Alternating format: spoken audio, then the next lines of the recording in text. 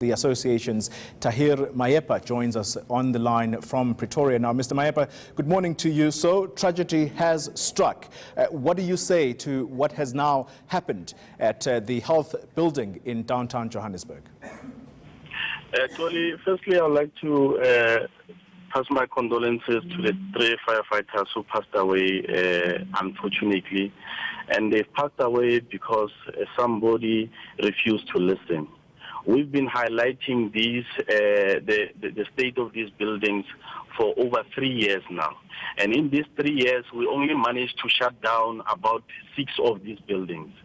So the housing government, the departments knew that these buildings do not comply. However, they refused to heed the call that something must be done. Look where we are standing now. 3 lives lost because of negligence. This is pure criminality as far as I'm concerned. It cannot be seen as just an accident that happened out of nothing. Mr. Maepa, I believe that it's yes, sir. Who should take responsibility for what has happened there? Well, the government of Gauteng must take responsibility for what has happened. Currently, as I'm talking to you, we have the similar situation in Civitas building in National Department of Health. When we raise these issues with the department, our members are refusing to work in that building. You know what happened? They moved an urgent application to interdict us from refusing to get into that particular building. That case is going to be heard now at 10 o'clock. So these are the kinds of people that we're dealing with. They want tragedy to strike, and then there's going to be a commission of inquiry, then only then that they start acting.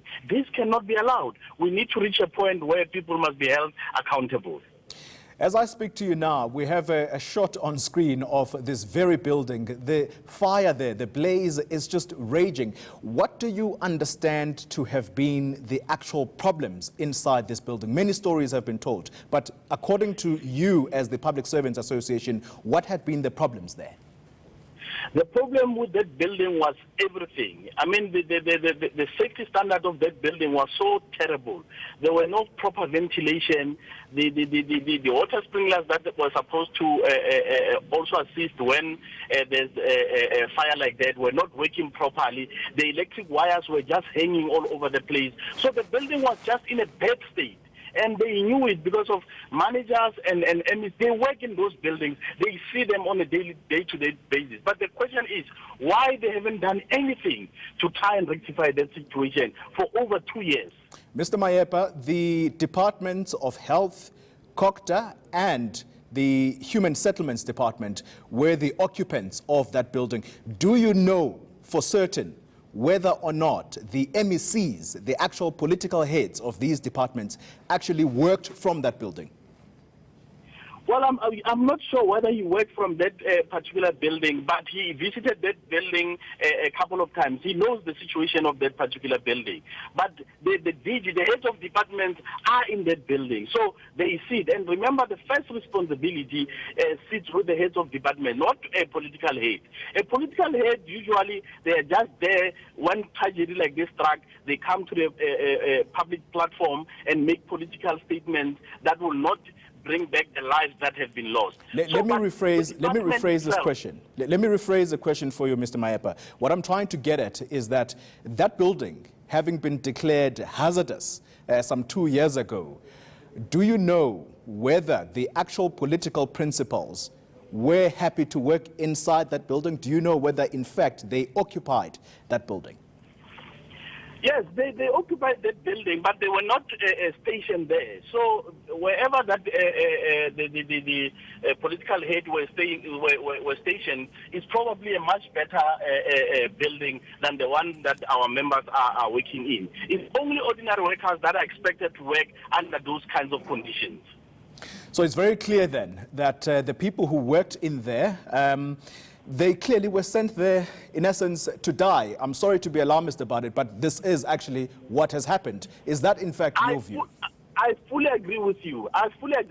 Even in Civitas, we are sitting with the same situation where people have been sent there to die. We're just waiting for disaster to strike. This is the kind of people that we are dealing with. So long as they are happy, they are in their blue lights and beautiful offices and safe with bodyguards, they are okay. They don't give a damn about public servants and the workers who are supposed to give services to the members of the public.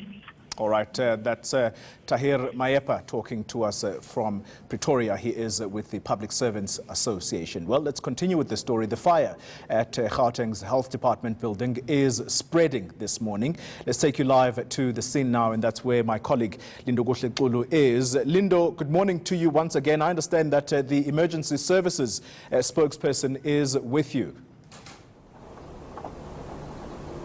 Indeed, Nana Khatebe is with me right now, and we just want to get answers in terms of what will be happening now since the fire has reignited and those visuals showing you exactly how it's been raging. Sis Nana, thank you so much for joining us, and just take us through what the plan is, because we see that the fire is continuing to other levels.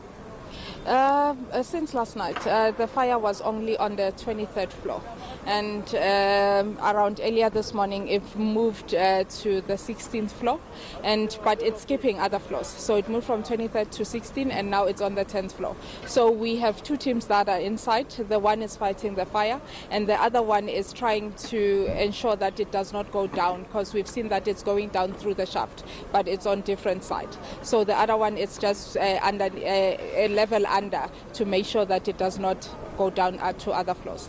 All right, and in terms of the floors, which floor is the fire at now? Because as much as we can see the flame, it might be that the fire is on other floors as well, but the flames haven't come out of the windows. But just confirm to us, where is the fire right now? At this moment, the fire is on the 10th floor. So it has stopped on the 16th floor. It's only now on the 10th floor.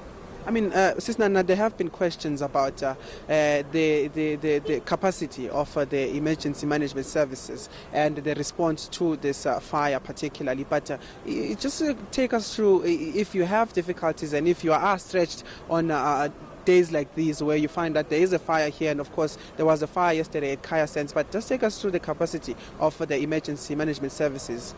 As you can see, today we have 6 fire engines on scene. We have taken out other resources from other areas, but we had also arranged with Ekurhuleni yesterday to assist us, and they were here to assist.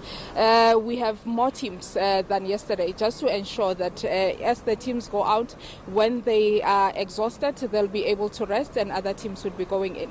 We have 2 teams at this moment that are inside fighting the fire. In the next 30 to 40 minutes they'll be out, and another team will be going in.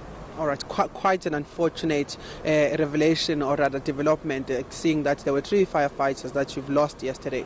But just take us through the precautionary measures that you are now taking to ensure that no more lives are lost in this process of trying to stop this fire. We had to add the numbers. Here we don't only have the firefighters from the stations, but we've also called in other people in our service. People at the training academy are here. We have other departments, fire safety, that is going to assist us as well. So we have more manpower today, and we are staging inside just to ensure as well that as they go up, they are not exhausted by the stays. Well, and in terms of stopping this fire, what are we anticipating this fire? What time are we anticipating for it to be stopped, or is that possible to gauge or not?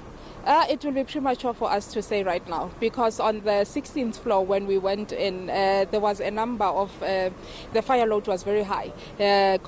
Materials that is stored in the boxes, papers, equipment. So it took time for that floor as well to be fully extinguished.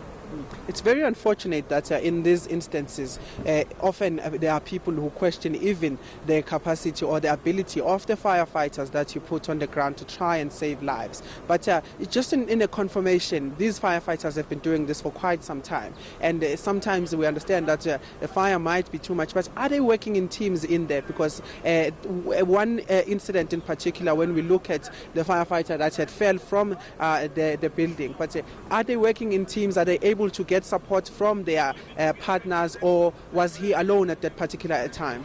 We can confirm when the firefighter slipped and fell, he was with someone. In fact, they had made a decision that there was not enough oxygen coming in, so they decided to break the window. That's when he slipped and fell. And we've had over 10 fires within the past 3 months in the Joburg CBD. And this is the team we've always trusted to respond to those incidents. This incident was unfortunate, and we are definitely going to investigate just so to ensure that we don't have such an incident again in the city of Joburg.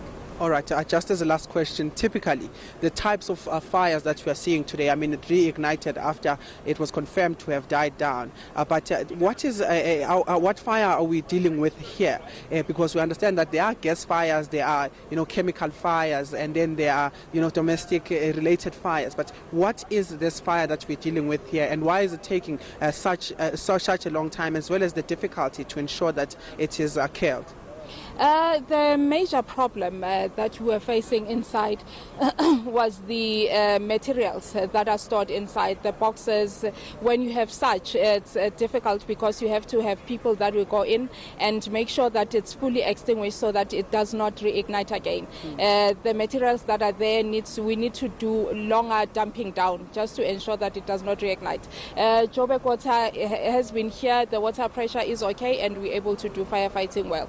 All right, Sis Nana, thank you so much for joining us. Xoli, that is Nana Hadebe from the Emergency Management Services, taking us through what the plan is today, and that is that they have more teams now. They have called for reinforcement even from the city of Ekurhuleni, just to make sure that no lives are lost, and in fact confirming that the firefighter who slipped and fell was in the building with a partner. So they work with partners to ensure that they have support even in that blaze that is actually raging at this particular point in time. But they will be trying to put out the fire. They can't anticipate, or rather give us a time frame of when exactly that fire will be put out. But we understand that they are now inside the building. We saw firefighters from the windows. They're inside the building trying to stop this fire.